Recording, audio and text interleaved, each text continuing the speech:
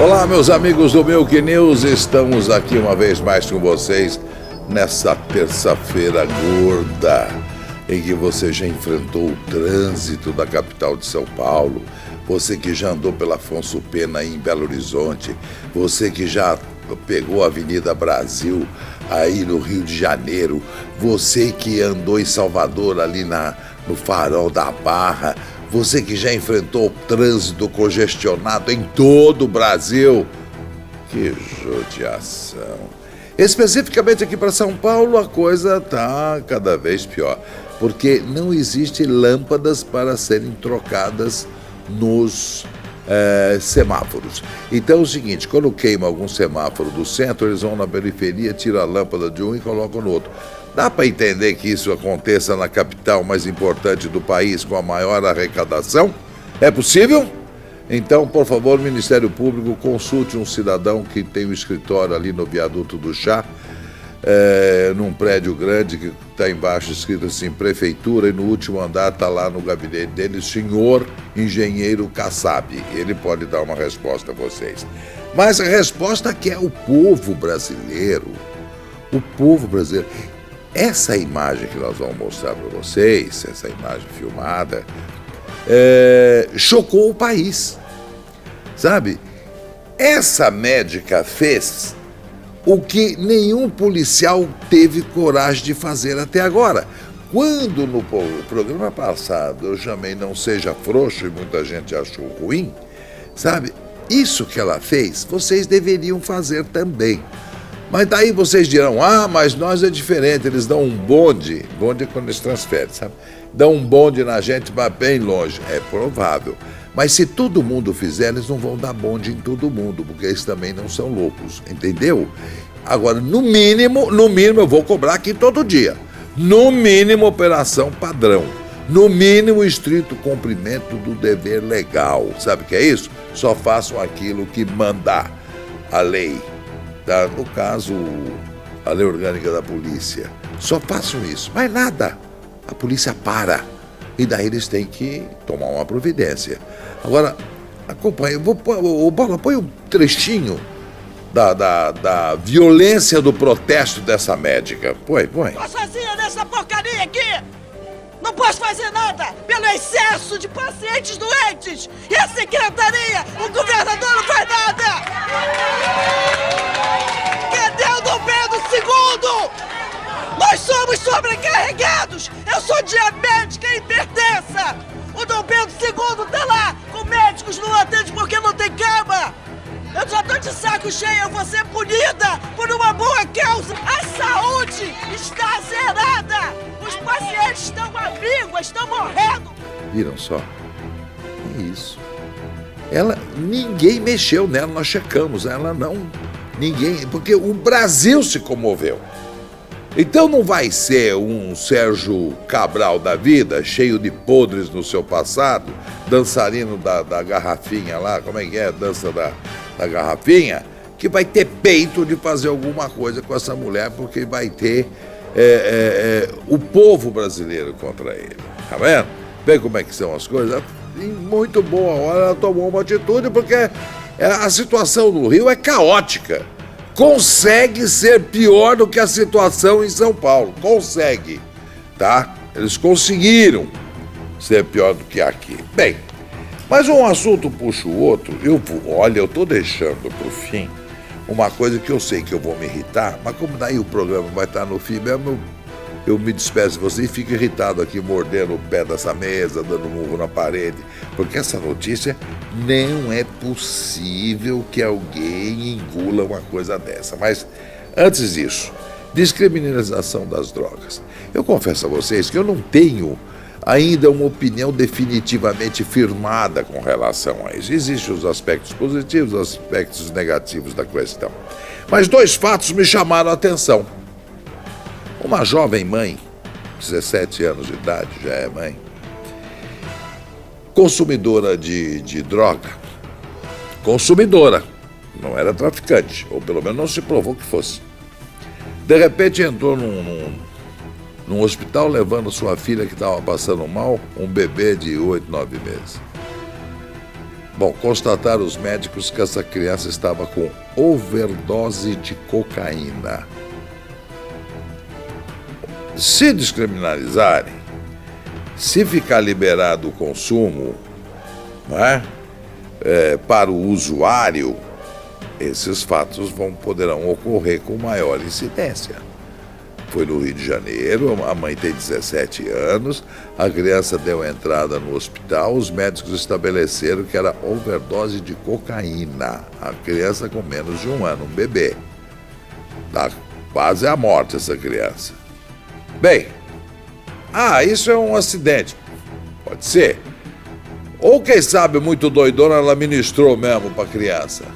Sei lá, o viciado, o que está viajando, o nóia, ele faz qualquer coisa, ele perde o sentido da coisa. Então, tem que ser vista essa descriminalização com muita cautela, porque como tudo na vida, existem os riscos correlatos. O remédio que você toma pode ter efeito colateral, isso pode ter efeito colateral. Porque veja o seguinte, uma mãe vai ao supermercado, uma mãe jovem também, 18 anos de idade, faz as suas compras, volta para o carro, coloca as compras dentro do carro. De repente ela parte com o carro. Só que ao colocar as compras, ela pegou o bebê dela, o filho dela, também bebê, com a cadeirinha e tudo, e pôs na capota do carro. Entrou no carro, guardou as compras e foi embora com a criança lá em cima. Claro que a criança, no quarteirão, caiu do carro. Ela só foi se tocar com a criança, ela tinha esquecido a criança na capota, quando ela chegou na casa dela. Daí, claro, foi presa, levada para a delegacia, e lá ela confessou que tinha consumido maconha. E a maconha dá esses espasmos mesmo. Tá? Então, esse é um efeito colateral também. Isso foi ontem que aconteceu. Não faz tempo, e nem foi fora do Brasil. No Brasil também. Graças a Deus, a criança caiu de maneira que ela estava amarrada na cadeirinha, ela caiu de costa e não aconteceu nada com a criança, nem um arranhão, porque o carro que vinha atrás vinha devagar, parou, né, e socorreu a criança. Mas nessa altura ele perdeu de vista a mãe tinha ido embora. A criança, ela foi recuperar a criança na delegacia. Então vejam, os fatos correlatos ou, né, os efeitos colaterais. Então a sociedade precisa estudar isso com muita cautela, não é ir abrindo assim porque a dona Marta falou, porque o senhor Fernando Henrique falou, porque o seu Suplicy falou, entendeu? Não é assim não. Vamos fazer com cautela, com a devida cautela. Essa notícia está me intrigando, vou deixar para o fim. Bom, sim, tem um grupo lá em Brasília. A gente costuma trazer sempre coisa nova para vocês. Tem um grupo lá em Brasília que está entrando. Eu não sei, realmente, eu confesso a vocês, é difícil acontecer isso comigo. Eu não sei que tipo de denúncia eles vão fazer, que tipo de encaminhamento jurídico eles vão fazer. Não sei qual seria, ou se pela própria OAB, não sei. Então, esse grupo, alegando o seguinte motivo: se o seu cachoeiro está com os bens bloqueados e suas contas trancadas, como é que ele conseguiu pagar 13 milhões ao Márcio Tomás Bastos, seu advogado? Ao que consta, parece que 7 milhões e meio, que é a metade, ele exigiu por antecipação para comparecer na audiência, o Márcio Tomás Bastos. Esse dinheiro foi pago. Se ele está com a conta bloqueada, se está com tudo bloqueado, como é que faz? Tem um tipo de papo que eu não quero nem trazer, dizendo que, por incrível que pareça, pessoas do governo auxiliaram nesse pagamento. Inclusive na indicação do Márcio Tomás Bastos para ser o advogado. Tem muita coisa nesse céu. Tem muita conversa. Mas essa conversa aqui não é conversa, não é pura realidade. Vocês se lembram, ele está sumido. Coitadinho, ele está sumido. Nossa Senhora. O seu Paulo Maluf está sumido, quietinho. Né? Por incrível que pareça, gente, por incrível que pareça, diante da situação atual, é uma briga de cachorro. Pois ele é Lulu nessa briga. Ele é Chihuahua. Ele é um cachorrinho desse tamanho. Diante do que a gente vê aí, Paulo Maluf consegue ser uma coisinha diminuta. Ele, o Collor, são menos que trombadinha, né?